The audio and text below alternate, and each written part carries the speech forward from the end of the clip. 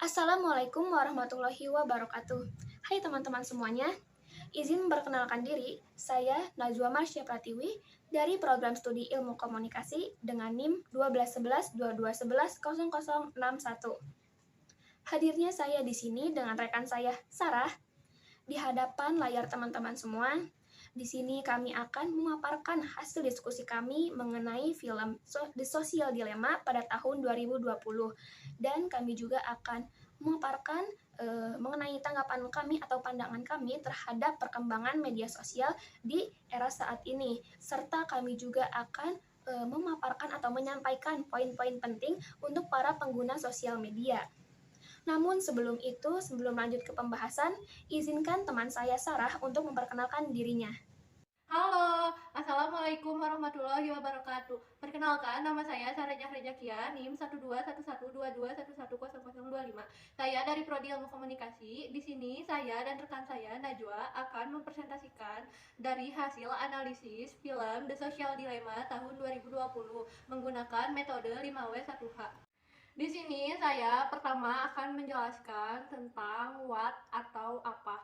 Film dokumenter ini menceritakan tentang perusahaan teknologi, tepatnya media sosial yang menjadikan algoritmanya sebagai sebuah bisnis, di mana yang diimpikan oleh semua bisnis ialah memiliki keberhasilan pada saat iklannya dipasang. Kemudian mereka menjual kepastian dan harus mempunyai sebuah prediksi yang bagus agar sukses dalam bisnis tersebut. Dan juga satu hal yang penting yaitu kita membutuhkan data yang banyak. Film ini juga membahas bagaimana teknologi mengontrol kita, bagaimana aplikasi dan jejaring sosial terhubung dengan kita, dan juga menelaah bagaimana pengaruh sosial media terhadap kesehatan mental anak yang dapat menyebabkan meningkatnya angka bunuh diri pada remaja. Yang kedua yaitu who atau siapa, yaitu siapa generasi pertama di dalam sejarah yang terjun ke dalam media sosial pada saat sekolah menengah. Yang terjun ke dalam media sosial pada saat sekolah menengah di dalam sejarah ialah generasi Z, yaitu anak-anak yang lahir usai tahun 1996. Melanjutkan tanggapan mengenai film The Social Dilemma 2020 yang sebelumnya sudah dipaparkan sebagian oleh rekan saya, yaitu ada poin what, who, dan when. Nah, ada pula selain itu, poin yang akan saya lanjutkan kali ini yaitu where, why, dan how. Untuk where, menjelaskan di mana sih kejadian atau fenomena itu terjadi. Nah, berdasarkan film The Social Dilemma, kejadian atau fenomena yang terjadi itu di dalam sosial media. Kemudian ada poin why, kenapa fenomena atau kejadian itu bisa terjadi. Berdasarkan film The Social Dilemma, fenomena atau permasalahan bisa terjadi karena perusahaan teknologi ingin mencapai profitnya demi kepentingan komersial dengan cara menjadikannya sebuah bisnis. Nah, adapun poin terakhir yaitu how, di mana menceritakan terkait bagaimana sih proses fenomena atau permasalahan itu terjadi. Berdasarkan film The Social Dilemma 2020, mereka sosial media mengendalikan kita tentang informasi apa yang kita lihat, sehingga kita manusia sebagai pengguna sosial media tuh hampir kehilangan kendali. Terus adapun informasi yang didapat mengenai sisi gelap dari sosial media dilakukan dengan mewawancarai narasumber yang berpengalaman seperti para mantan karyawan dari perusahaan teknologi ternama yaitu Google dan beberapa platform lainnya. Terus adapun dari si para mantan karyawan ini menceritakan pengalaman kerja mereka terkait perusahaan tempat mereka bekerja, di mana pekerjaan tersebut mencakup pembuatan algoritma yang menyesuaikan karakter pengguna media sosial. Lalu adapun kita sebagai pengguna media sosial nih ternyata dibentuk sedemikian rupa dengan notifikasi tentang aplikasi agar perilaku kita sesuai yang diinginkan perusahaan media sosial.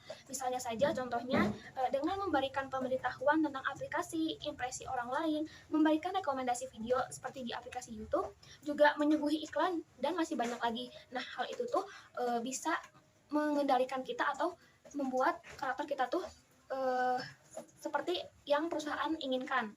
Lalu ada pula beberapa fitur perangkat lunak di jaringan ini yang mengendalikan beberapa ilmu seperti psikologi dan biologi untuk membuat manusia kecanduan. Misalnya, beberapa manfaat ini benar-benar membantu merangsang dopamin dalam tubuh si pengguna.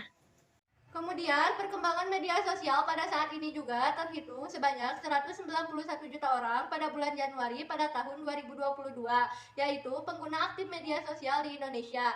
Dan jumlah ini juga telah meningkat sebanyak 12,35% dibandingkan pada tahun sebelumnya, yaitu sebanyak 170 juta orang.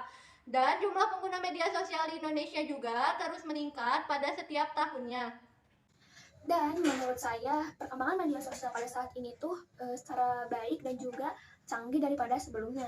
Hal itu bisa dibuktikan karena sekarang kita bisa mengakses media sosial ataupun internet dengan mudah, di mana media sosial itu sekarang menjadi wadah atau sarana kita untuk berkomunikasi secara online tanpa batasan waktu dan juga ruang. Namun di sisi itu media sosial sendiri memiliki sisi gelap atau sisi yang mengerikan, yaitu seperti maraknya sekarang berita-berita hoax, cacian-cacian maki yang menggunakan kata-kata kotor, kata-kata kasar, juga berbagai hasutan pun banyak sekarang tuh terjadi di media sosial. Hal itu biasanya bisa terjadi karena adanya penyebaran informasi secara luas dan tanpa terkendali. Tapi sebetulnya kalau di era digital ini gitu ya, media sosial tuh sebetulnya bisa berperan dengan baik asalkan kita bisa menggunakannya juga secara baik dengan memahami etika atau cara memakai penggunaan media sosial. Kemudian, pesan-pesan dari saya dan rekan saya Najwa untuk para pengguna media sosial di Indonesia yaitu yang pertama, harus menggunakan komunikasi dengan cara yang baik. Yang kedua yaitu jika ingin mengirimkan sesuatu di media sosial, diwajibkan tidak mengandung aksi kekerasan, pornografi, dan sara. Dan poin selanjutnya akan dijelaskan oleh rekan saya yaitu Najwa.